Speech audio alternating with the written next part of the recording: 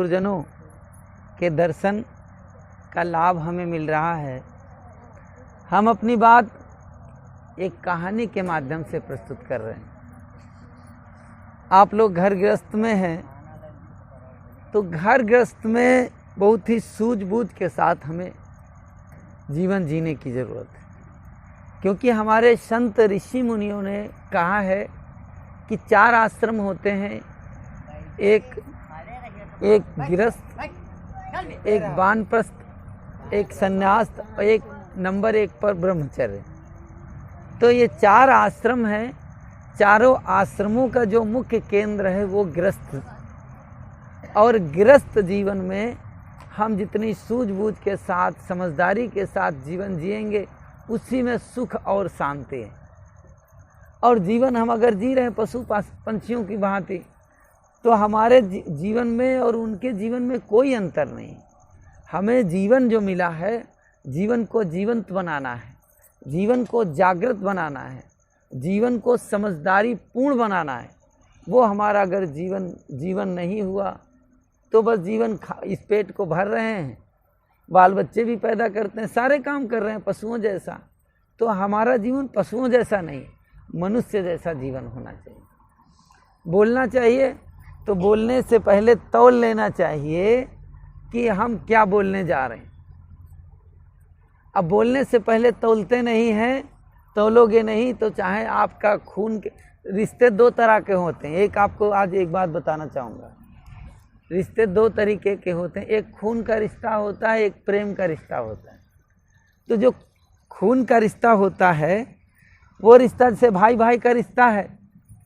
भाई भाई का रिश्ता अगर पटरी खाती है तो ठीक, नहीं खाती है तो ठीक, लेकिन वो भाई का ही रिश्ता रहेगा।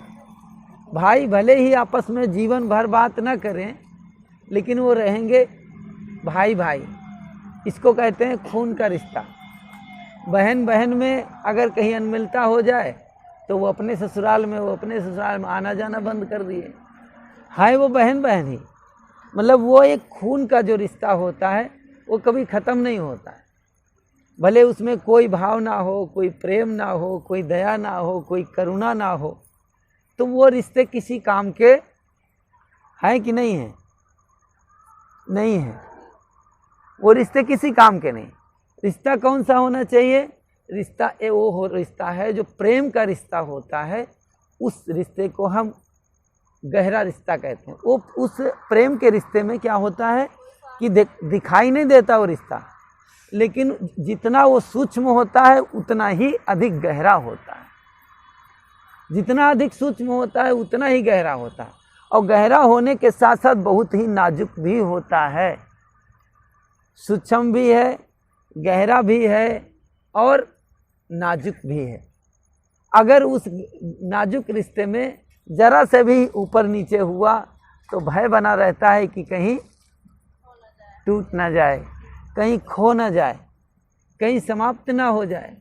क्योंकि उस प्रेम के रिश्ते में एक वाइब्रेशन होता है, एक तरंग होती है, एक समर्पण होता है, एक अंदर खुशी होती है। जब 2 के बीच में जो प्रेम का भाव जब अंदर में उजागर होता है, अंदर से प्रवाहित होना शुरू होता है, एक खुशी होती है। जब 2 व्यक्तियों के मिलने पर, अगर 2 व्यक्तियों के मिलने पर खुशी हो रही है, इसका मतलब हम 2 लोगों के बीच में प्रेम है। और अगर 2 लोगों के बीच में खुशियाँ नहीं हैं तो फिर वो प्रेम नहीं है, वो सिर्फ हम ढो रहे हैं। उस रिश्ते में अगर हमारे किसी 2 व्यक्तियों के मिलने से चित्त में प्रसन्नता नहीं होती है तो हमारा रिश्ता वो किसी काम का नहीं। सिर्फ ढो रहे हैं, जीवन को ढो रहे हैं। ना माँ बाप में आपस में, बाप बेटा में नहीं बनती, पति पत्नी में नहीं बनती, भाई भाई में नहीं बनती, तो वो रिश्ते किस काम के हैं? सिर्फ ढो रहे हैं। हाँ चलो बाप हैं, नहीं मन नहीं है, मजबूरी में पैर छू रहे हैं, क्या करेंगे, बाप है ना इसलिए मानना पड़ता है, माँ है इसलिए मानना पड़ता है, नहीं मानेंगे तो लोग क्या कहेंगे। तो उस रिश्ते में क्या भाव हुआ? वो रिश्ता किसी काम का नहीं। ऐसे अच्छे पशु पंछी हैं, बाल बच्चे बनाए, अंडे बच्चे दे दिए, बाल बच्चे पैदा कर दिए, वो अपनी रास्ता।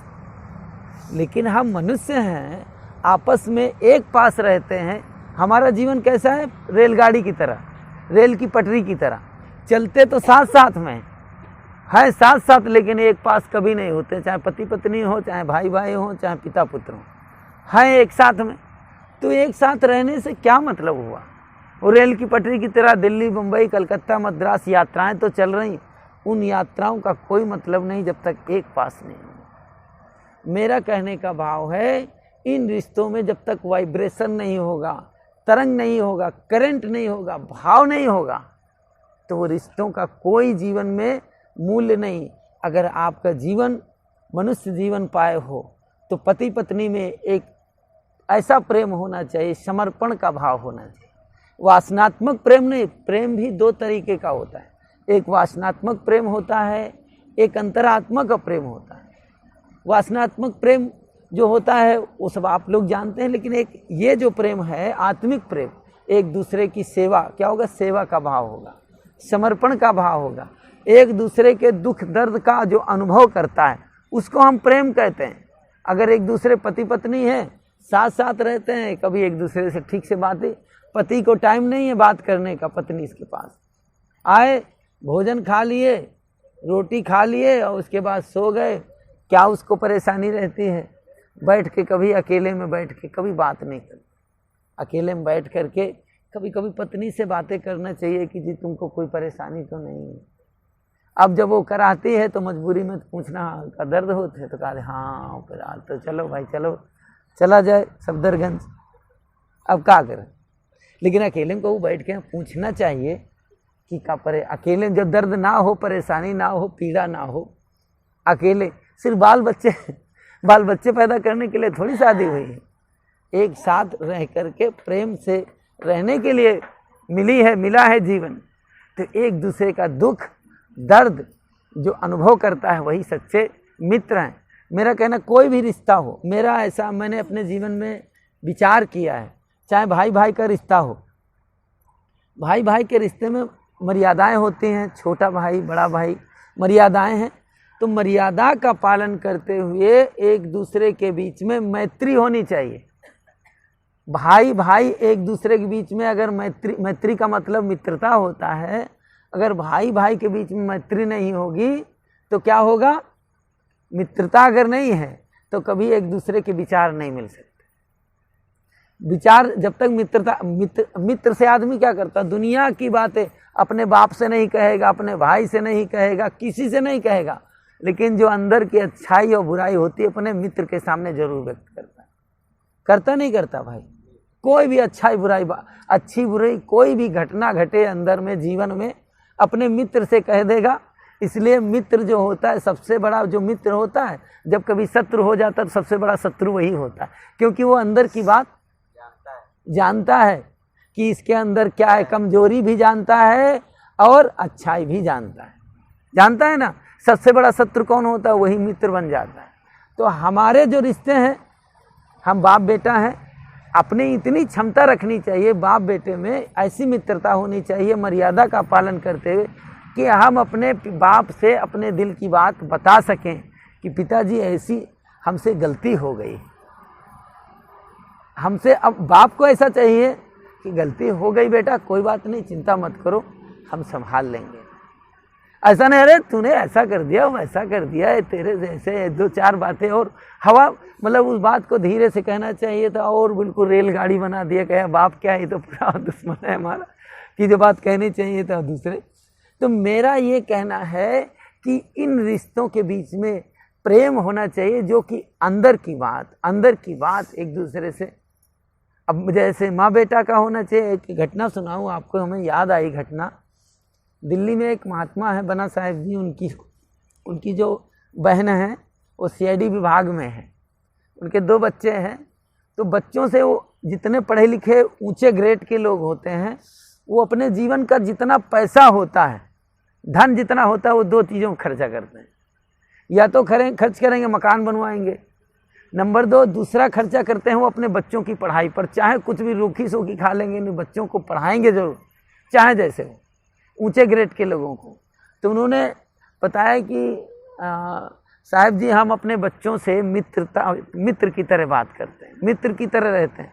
तो एक उदाहरण दिया कहा कि मेरा बेटा साहब जी बिगड़ने की कगार पर आ गया था, लेकिन मैंने उसे संभाल लिया। तो कैसे संभाल लिया? कहा कि भाई वो 12वीं में उसका एडमिशन हुआ। अब 12वीं में एडमिशन गया, कॉलेज में जब गया तो उसे कोई लड़की मिल गई। लड़की मिली, बातचीत किया, उसे बड़ा अच्छा लगा। लेकिन ये बात ये रहती थी, जो वो लड़का अपनी हर बात को अपनी माँ से शेयर करता था कि मम्मी, मतलब मम्मी को बिल्कुल दोस्त, क्योंकि वो मम्मी दोस्त के तरीके से रखती थी। तो मम्मी आज एक लड़की मिली थी तो कहे बेटा अच्छा, बहुत अच्छी बात है। कुछ बातचीत हुई तो कहने नहीं मम्मी बात नहीं हुई। अच्छा ठीक है, कोई बात नहीं, कल बात करके आना बेटा। क्या बात भाई? जो बात हुई, बात भी जो भी बात, उसे ये पता नहीं कि मम्मी कहाँ जा रही है, कहाँ किस गहराई तक जा रही। धीरे धीरे बात वो बहुत आगे तक चली गई। जब जाना कि बेटा बिगड़ सकता है, अब तब समझाया कि बेटा देखो ये शहर दिल्ली शहर है, यहाँ बहुत प्रकार के लोग रहते हैं और तुम्हें अपनी पढ़ाई पर फोकस करना चाहिए। पढ़ाई पर फोकस करोगे तभी तुम्हारा जीवन सही मार्ग पे चलेगा। मेरा कहना है कि तुम्हें हर इंसान के जीवन में मैत्री का होना बहुत आवश्यक है। ये अगर नहीं है जीवन में तो मैं मानता हूँ कि इस जीवन को हम जी तो रहे हैं, जी रहे हैं तो जी रहे हैं, कोई बात नहीं। घर में 4 लोग इकट्ठे हैं, कुछ भी बोलते रहते हैं। अरे भाई बोल रहे हो तो अगले व्यक्ति के मन पर क्या ठेस पहुँचेगी? अब जैसा आप बोल रहे हो वैसा माहौल घर का बन जाएगा। जैसा व्यवहार घर में माता पिता का होगा वैसा ही व्यवहार, वैसा ही सब कुछ घर का माहौल बन जाएगा। आप घर का माहौल कैसा बनाना चाहते हैं? आप अपने घर में पति पत्नी से रेतू करते हैं तो बच्चे रेतू कहीं सिखाना थोड़ी पड़ेगा। अब आप प्यार से जी कहाँ गई, जी क्या कर रहे हो, शुद्ध हिंदी अगर आप अपने घर में बोलते हैं। हमारे जो बच्चे हैं देहात में पैदा हुए हम लोग, और ऐसे भी परिवार हम देखते हैं कि शुद्ध हिंदी अपने घर में शुद्ध हिंदी बोलते हैं, खड़ी हिंदी। उनके बच्चे खड़ी हिंदी बोलते हैं। बच्चे स्कूल जाते हैं तो 2 घंटे 4 घंटे के लिए और रहते हैं आपके साथ में। तो जैसा आप आपस में बातें करोगे, आपस में हिंदी उससे बात करोगे, उसी तरह बच्चे सीख जाएंगे। अब जैसी आप उल्टी सीधी बातें बोलते रहोगे बच्चे भी सीखेंगे। तो मेरा कहना है कि घर में रहते हो तो ऐसा, अब मान लीजिए हमारा भाई है, दूसरा उदाहरण हमारी पत्नी है। लाइसेंस उसका है, कहते हैं पत्नी है तो लाइसेंस है। कैसे भी बोलें, कैसे भी बात करें, कैसे भी कुछ भी कहें, उसको सुनना पड़ेगा।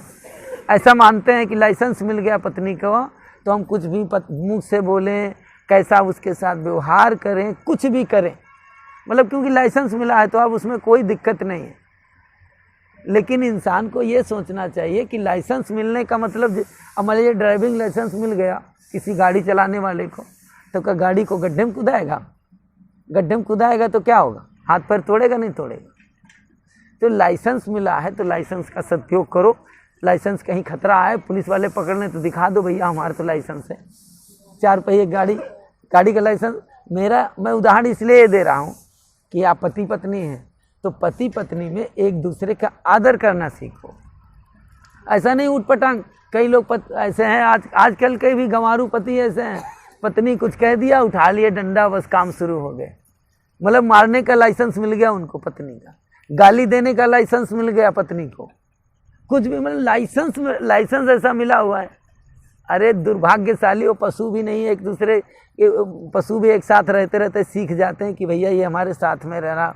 उसके सूंड नहीं लड़ाते हैं, मतलब सींग नहीं लड़ाते, लेकिन हम तो दिन रात सींग जो है लड़ाते रहते हैं और चोंच लड़ाते रहते हैं, आपस में एक पास रहते भी हैं। अरे चोंच लड़ाने से, सींग लड़ाने से क्या होता है? ये जिंदगी नहीं कटती।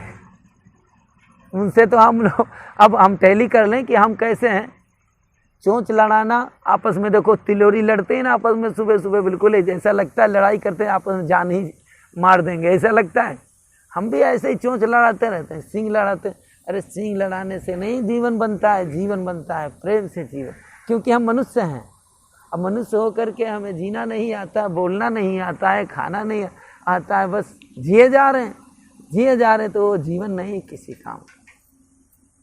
तो जीवन मिला है तो जीवन को जीवंत बनाना है आपको। संत सदगुरु का ज्ञान मिला है, ज्ञान को अपने जीवन में उतारने का प्रयास करो। बैठ करके प्रपंच मत बतलाया करो, इधर उधर की बातें नहीं, फलाना ठीक नहीं, ढेकरा ठीक नहीं, फलाने के जीवन में ऐसा चल रहा। हम देखते हैं कि 99% टाइम हमारा व्यर्थ में जाता है, 99%। अगर हम जीवन का एक दिन का अगर मूल्यांकन करें तो हमारा जो समय है 99% टाइम दूसरों की चर्चा में जाता है। 1% ही शायद हम काम की बात करते हो। मतलब 24 घंटे में सिर्फ हमारा मानना है कि 23 घंटे ही हमारा टाइम शायद सही समय सदुपयोग करते होने, हमारा मतलब 1 घंटा ही शायद प्रयोग करता होने, तो 23 घंटे ऐसे ही चले जाते, विचार ही नहीं करते हैं, बस ऐसे ही जा रहा, हवा में झोंके में जा रहे, झोंके में चले हुए, कहाँ जाएगी गाड़ी पता नहीं, जा रही गाड़ी। तो जीवन को हम कहते हैं कि जीवन को ऐसे मत जियो, जीवन को जीना है तो होश के साथ जियो, जोश के साथ नहीं, होश के साथ जियोगी कि क्या बोलना, क्या खाना, क्या पीना, क्या जीना, ये जीवन में नहीं हो रहा। बस जी रहे हैं तो जी तो रहे हैं, पशु पंछी जी रहे हैं, सभी कीड़े मकोड़े भी जी रहे हैं, सभी लोग जी रहे हैं। तो जीवन को जियो, ए भैया, जीवन को जियो, लेकिन जीवन जीवंत बनाने के लिए जियो, जीवन जियो, जीवन को हंस करके जीवन जियो, और जीवन जियो तो लड़ाई झगड़ा करके जीवन जीवन नहीं जीना है। जीवन को जीवन जी रहे हो, बोले सदगुरु भगवान की हाथ अब पकड़े रहो, हाथ पकड़े रहो, बस हिलाओ मत। जीवन को जी रहे हो तो जीवन को जीवंत बनाओ, तभी जीवन का आनंद आएगा। जीवन को जी रहे हो तो जीवन में खुशियाँ हो, जीवन में प्रेम हो, वो जीवन है। एक कहानी कहूँ आपको और फिर वाणी को मैं विराम दे रहा हूँ। हुआ ये, एक घर में एक पति पत्नी, तो सभी हाई हैं घरों में, सबको लाइसेंस मिला है पति पत्नी का, तो कहानी पति पत्नी की सुनाने में ज़्यादा अच्छा है। हैं? अच्छा, लाइसेंस नहीं जिनको नहीं तो कोई बात नहीं।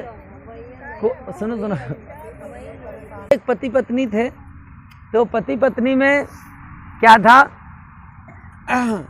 कि आजकल के मॉडर्न पति पत्नी, आधुनिक पति पत्नी थे वो।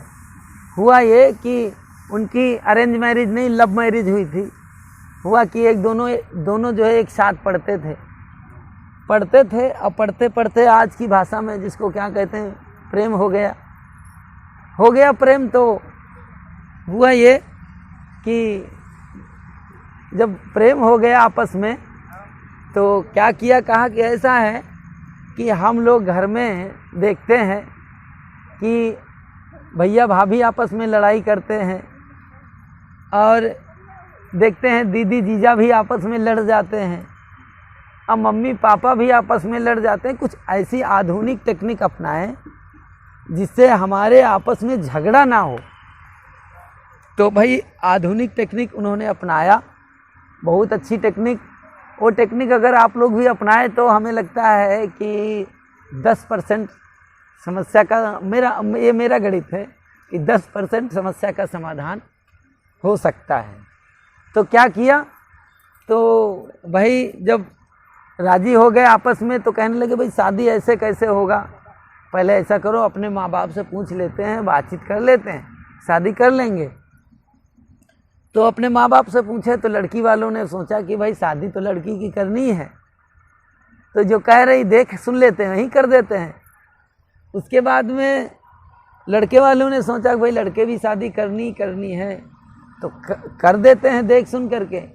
आपस में लड़का लड़की वाले परिवार वाले देखे, बात राजी हो गई, मतलब आपस में तय हो गया कि चलो शादी कर देंगे, कोई बात नहीं, तय कर दिए और शादी भी हो गई। तो जब शादी हो गई तो शादी में जो पहली रात मिलते हैं आपस में, आप लोग जानते हैं उसको क्या कहा जाता है, पहली बार जब पति पत्नी मिलते हैं। तो पहली बार जब मिले तो कहने लगे कि ऐसा करते हैं कि एक एक डायरी ले लेते हैं और गलती किसी की कहेंगे नहीं, कभी गलती कोई होगी तो डायरी में लिख लिया करेंगे, कहेंगे नहीं, झगड़ा नहीं होगा। आपस में किसी से कुछ नहीं कहना है, और झगड़ा नहीं कर, मतलब उससे झगड़ा नहीं होगा। जो गलती आपकी हो आप अपनी डायरी में लिख लेना, और मुझसे गलती होगी तो मैं आपकी लिख लूँगी, बात चलती रहेगी, झगड़ा नहीं होगा। भाई समस्या का समाधान बहुत अच्छा था।